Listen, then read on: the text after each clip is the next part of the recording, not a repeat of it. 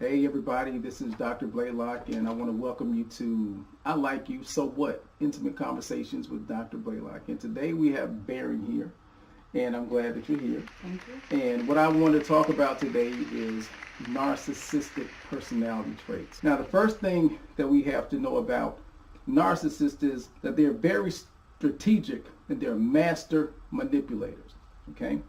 They love bomb you. In the beginning, they want to know everything about you that they can find out. Okay, they're going to show extreme interest and they're going to dig down. Well, let me hear more about that. Tell me more about this. The reason they're trying to do that is they're gathering information that they can use against you later on. They begin to establish the upper hand by causing you to doubt yourself and your methods. And it kind of starts like this. Well, why do you think like that? I mean, why do you believe that? No, this is the better way to do that. Just trust me. Trust me, I know the way to do it. All you got to do is follow me and we'll make this thing work, right? Correct. Okay? The next thing they do is they will try to isolate you from others. That's a big one. If you have any friends that you're close to, if you're a female, they're going to try to shut you down from your male friends. They'll even try to shut you down for some female friends too, but they really want to isolate you because if they isolate you, they can control you. Remember, they want control. They will sabotage you. They love the attention.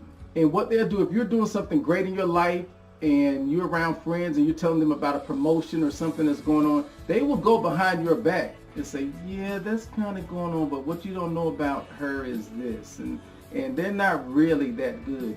They will sabotage you behind your back because they do not want the attention on anybody else but them. They always play the victim. Everyone else is to blame for what's going on in their life. Right. They don't take responsibility for anything. It's everybody else's fault. And eventually it's going to be your fault. Yes. They will find and use your weaknesses against you. Remember in the beginning when they're love bombing you and you're sharing your deepest, darkest moments and stuff, they will use that against you later on in the relationship. And they're mostly concerned about being adored, catered to, and most of all, they like to win. If they do something and you get upset about it, it's like, well, that's not my fault. You shouldn't get upset about it. I mean, why are you so angry? Right? So do you recognize any of these? I actually do. Every point that you make, I lived it. Okay. It started, the relationship was great. Everything was wonderful. We played the role of being Christians because we both are believers. We both were raised in church, so we both had that connection with, the spiritual part. And so for me it was like, this is what I'm meant to be. This is where I want to be with and the person that I want to be with. And like you said, the points about everything was wonderful. They want to get to know you, and it went from 0 to 300. Right. And then escalated or started after a year. Then I started to notice traits, things that he had in his past, and then things that he did, and the relationships that he had before. I believe I call it trash can. Okay. Then the trash can be females, it can be guy friends, so some guys will say homeboys, and so all those people started coming in, and then they started taking the part of, for me, saying, hey, we have a goal, this is what we talked about, we have it written down, and this is what we wanted it to be in 5 years or 10 years, and this is the life that we want to have. And then I became the insecure, I became the one that didn't have trust, tried to get away with speaking to people, and you yourself know all about that.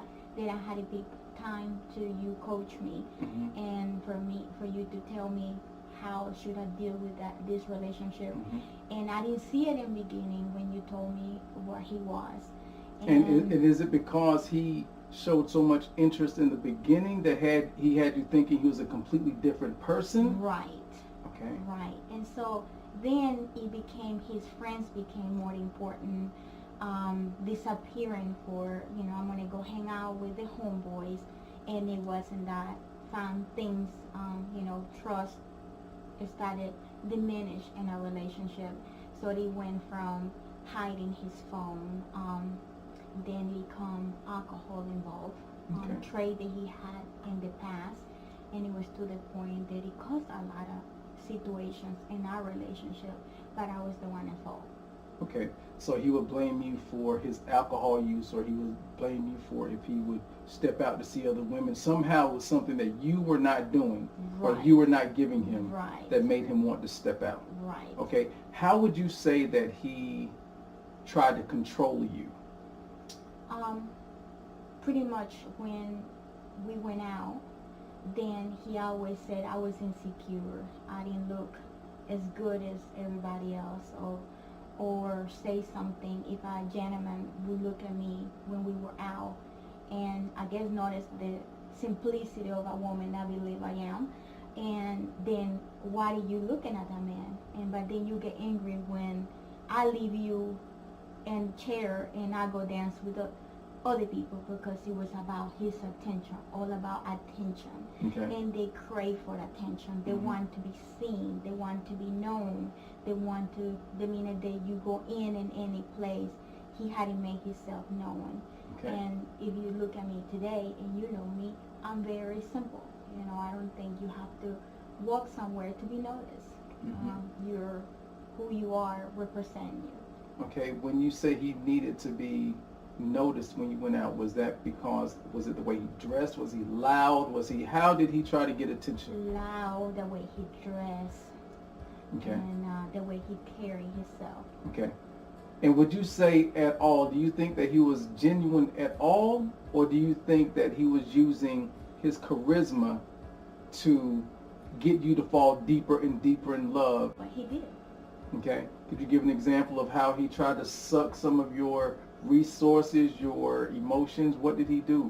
Financially, we wanted it to be financially independent. We wanted to have our own business, and I believe in what he always said to me. And so he always wanted it to be independent of what he wanted to do. So I became okay, well, go ahead and do it. I believe in your dream. I believe what you can accomplish, because he knows how to use himself on believing, and make you be a believer, may I say.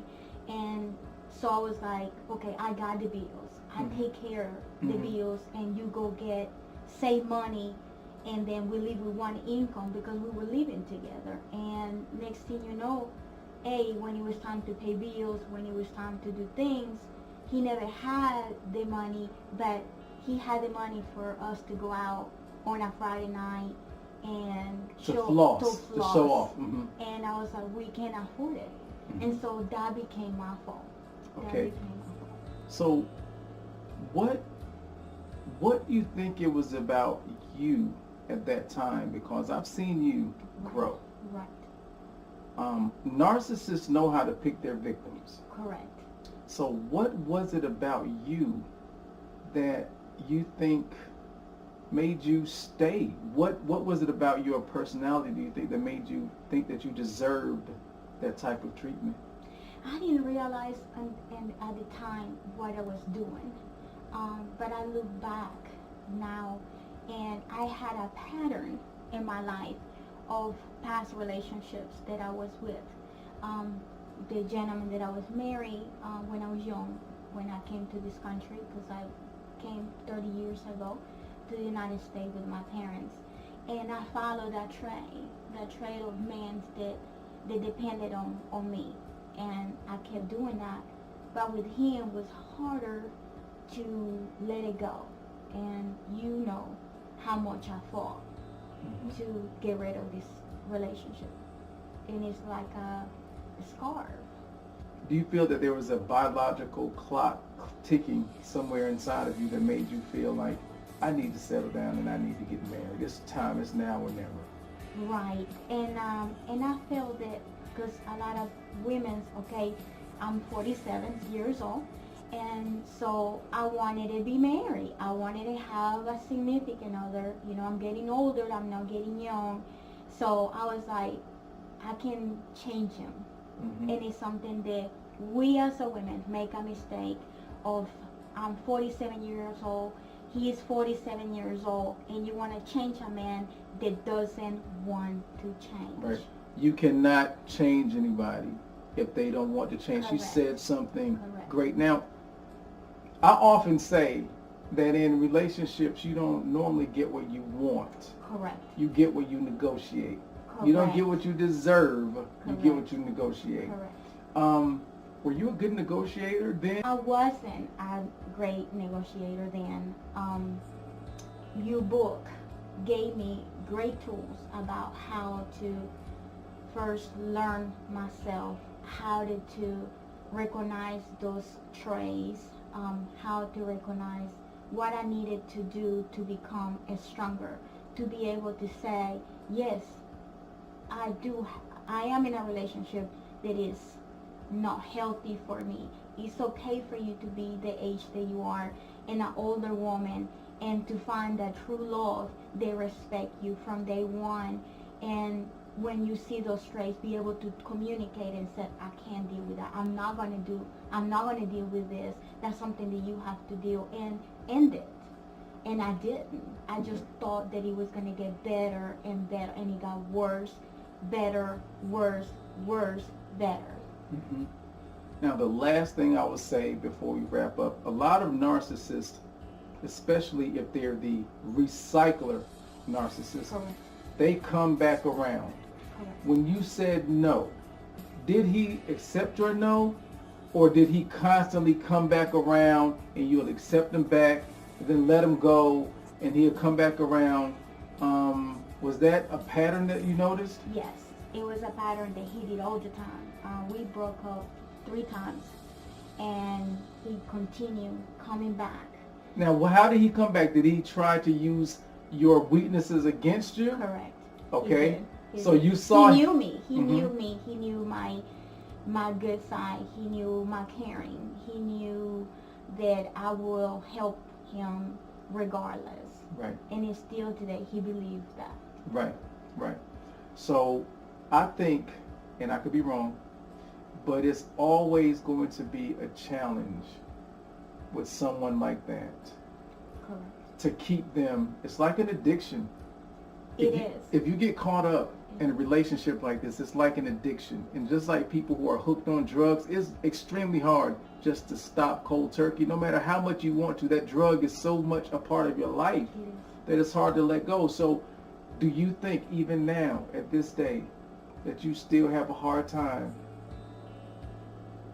getting beyond him? Does your mind ever go back thinking like, gosh, what's he doing? I really wish that he was better. Do you ever still want to help him sometime, or do you completely wash your hand of a person like that?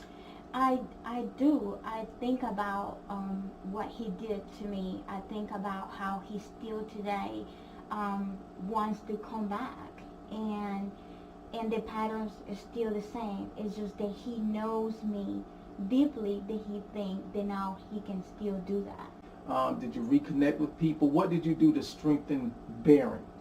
I actually started, you're one of those, Dr. Blaylock, that it has meant the world to me, because you have coached me from day one in our relationship, and it's been amazing because I have grown as a woman, as I've grown as a female, knowing my values, and learn to date again and meet people and learn new people and stay busy and never give up, because it's not the clock is God's, is not mine. Right. And good. happiness is everything. Absolutely. That's great. I thank you for coming by and Thank sharing you. your story. Thank you. I hope that helps somebody out. Now, I want to just kind of give a few points that you can use to reclaim your self-respect, because basically a narcissist will attempt to rob you of your self-respect. Do not lose yourself in the relationship. Correct. I agree. Always know who you are and what you will do and what you will not do. Correct. Have boundaries that you set for yourself in your life, and do not cross those boundaries for anyone. Maintain your lifestyle and don't be afraid to stand up for yourself.